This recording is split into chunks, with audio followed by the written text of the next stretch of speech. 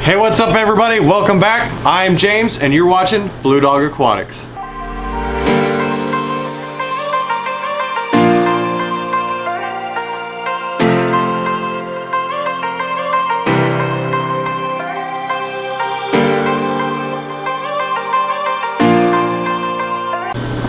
Alright guys, today we are talking about, because you did that poll on Facebook and YouTube community. If you haven't checked that out, check out the community. We do random posts on there, talking about videos, talking about what we have coming up, little things here and there. So make sure to check that out on our YouTube page here. If you haven't subscribed yet, I know it's a little early in the video and people are like, oh, don't talk about it right away. Well, if you're new to this channel, thanks for watching. If you enjoy this video, make sure to subscribe. Stay tuned with all the videos that we have coming every Monday and Friday. If you're a current subscriber, thanks for coming back and tuning in to us. Today, we have our coastal female carpet python. She won the poll between the wolffish and her. And so today we're going to talk about her. She's still new to us, and so we are still a little timid around her, just on how she'll react. You can see I actually have the snake hook that she's got her entire body wrapped up. We used it to take her out of the enclosure. You can kind of see her head moving around and she's just figuring out what's going on. She's getting ready to go into a shed, so we're not going to mess with her a whole lot. That's actually why I have the post out, or the snake hook, so she can just kind of do her thing. And you can actually kind of see down here on the leg, she's got it wrapped up to help support her body. Now, she is 7 foot long. She's got a big set of teeth on her. She's gorgeous. My buddy Joe, he's actually running the camera for me right now, and that's because when you're dealing with snakes this large, it can get away from you. And it's always better to have 2 people on hand in case she were to bite or get a hold of me. You know, better safe than sorry. I hear about cases where people get bit by snakes and they're the only one there, and unfortunately sometimes it ends in a fatality, and we don't want that, because we don't want to deter people away from snakes. We want to make sure that you're as safe as possible while dealing with these snakes. Now a little bit about her. Coastal carpet pythons come from the borders of Australia. They also have been seen up in New Guinea, so they come a long way out here. There are 7 different types of carpet pythons. She is actually the one that grows the biggest. She grows anywhere between 7 and 10 feet. Yeah, you can see anytime she moves toward my face, I'm kind of moving her back. That way I keep my distance, because I'm supporting most of her body here with both hands. These guys, I mean, we'll kind of dip into a little bit about them. Honestly, they're easygoing snakes, but they're not for beginners, if that makes sense. They really don't care if you mess with them or if you handle them. Now, juveniles, and this goes, and you can talk to anybody, this goes with any carpet python. When they're juveniles, they got attitudes. They like to nip, they like to strike. When you get larger snakes like her, she's about 5 years old. They've been worked with a lot, and she's captive bred, so that helps with her temperament quite a bit. Now, she did kind of come from a bad home, and so she does have a tad bit of an attitude, but we've been handling her a lot and working with her. Like I said, she's getting ready to go into a shed, and so you just got to be more mindful, because they're a little bit more on edge. Her tail just tickled my butt. How does that make you feel? It was definitely different. But yeah, she's just doing long tongue flicks right now, which just means that she's just kind of scenting, smelling everything, figuring out what's going on. But yeah, as far as enclosures on these guys, you need a big enclosure. Right now she's in our holding 220 gallon aquarium that was turned into a terrarium. It's our holding tank for large snakes, just until we get hers completely built. but you want to do something that's going to be 6 foot plus, and that's because she needs all the room to run. Now, one thing most people don't know about carpet pythons is they're semi-arboreal. So not only do you need she's checking out the camera. Checking out the microphone. Yep, she wants to eat that everybody wants to eat that microphone. What they do. But everybody's like, okay, you know, I have the length, but these guys, you also need the height. So you need to make sure that they have lots of branches, and especially, I mean, she's a good weight to a girl. I mean, she's every bit of 20 pounds. And so you can't just put little twigs in there. You got to put something that will support her heavily. If you don't have a snake hook and you got big snakes like this, I picked this one up off of Amazon. It can actually extend out to 6 foot, so when you're dealing with big snakes and you're reaching in, it's a good tool to have.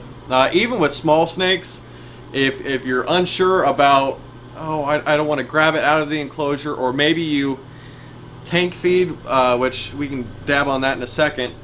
If you're worried about a food response. Yeah, if you're worried about a food response, snake hooks are amazing for that. Look, she's stretching out.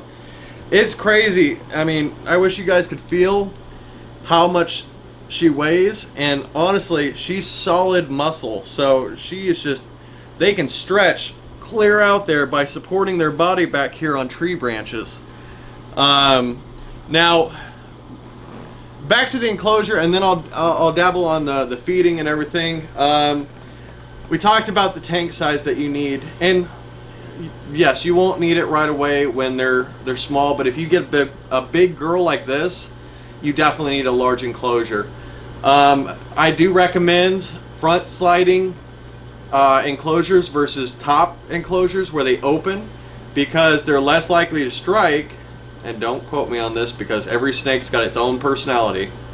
But in my opinion, and from what I've seen with snakes, they're less likely to strike from the side versus on top. Now on top, the reason I say that they're more likely to strike on top is, and this is with a lot of different snakes, this doesn't just pertain to carpet pythons.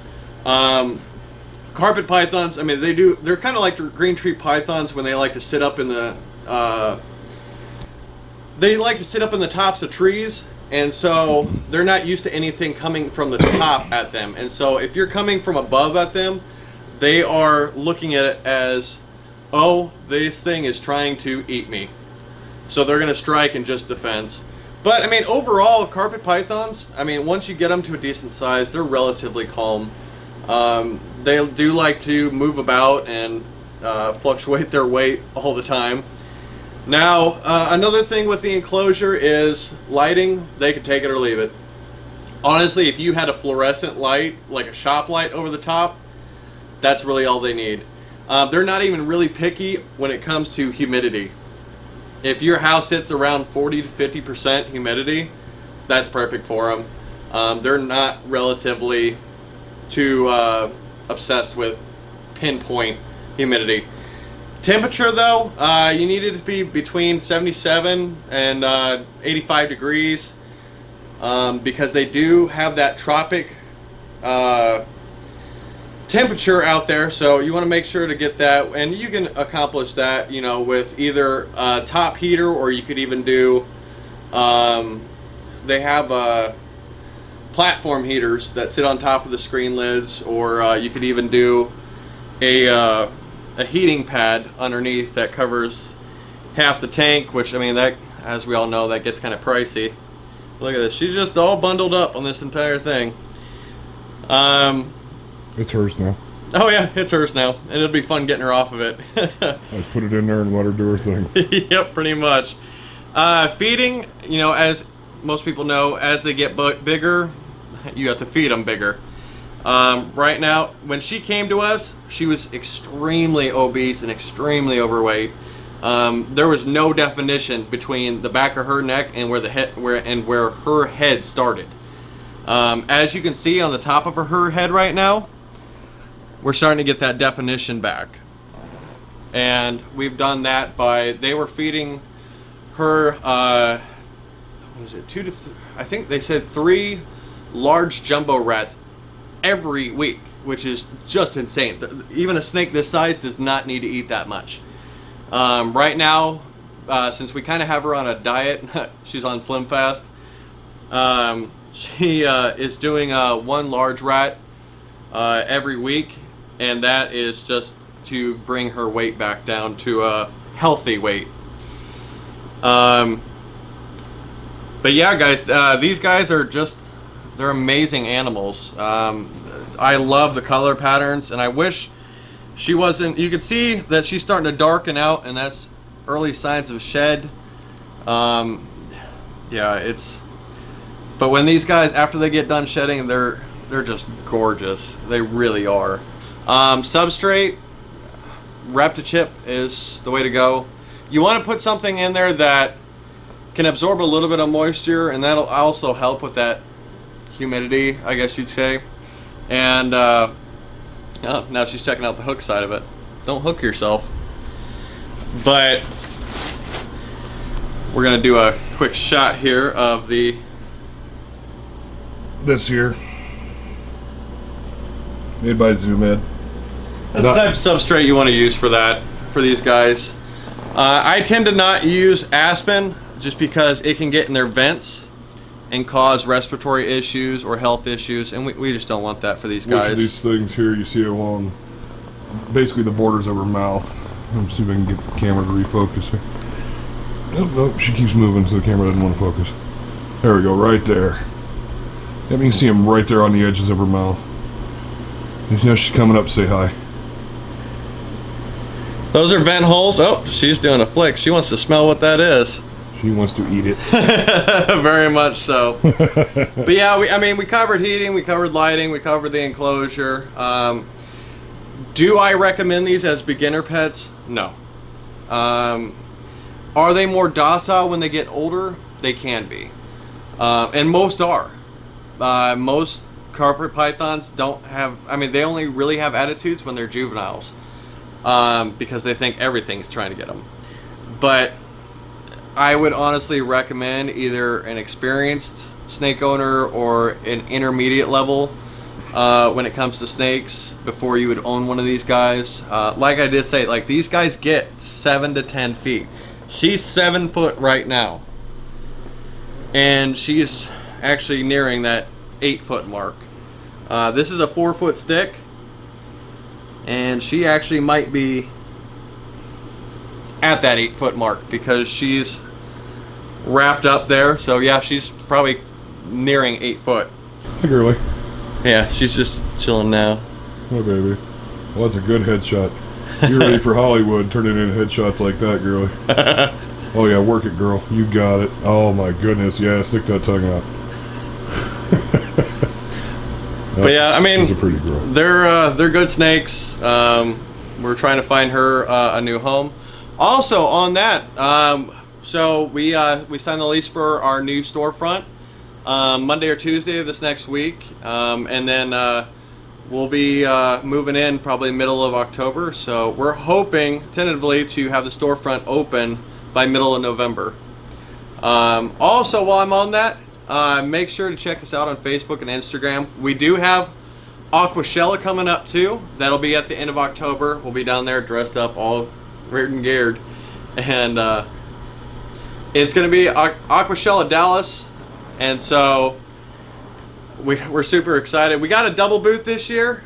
We actually had a lot of people in Chicago come up and they're like, hey, we saw your YouTube video, we saw the captain, which he will be there, yeah, it's gonna be an amazing. We're bringing a lot of different snakes down, as well as her. So if you're interested, make sure to shoot us a message on Facebook, or you can shoot us on an email, and I'll drop that right now, what our email is. We also, I mean, pretty much, if you call me, I'm gonna answer. So yeah, that's just checking out what the light is. But yeah, guys, stay tuned for Monday. We're gonna do a video on one of the new snakes that we just got in. It's a lot smaller than this one, but hope you guys enjoyed. Thanks for watching, and as always, the big question: your tank or mine?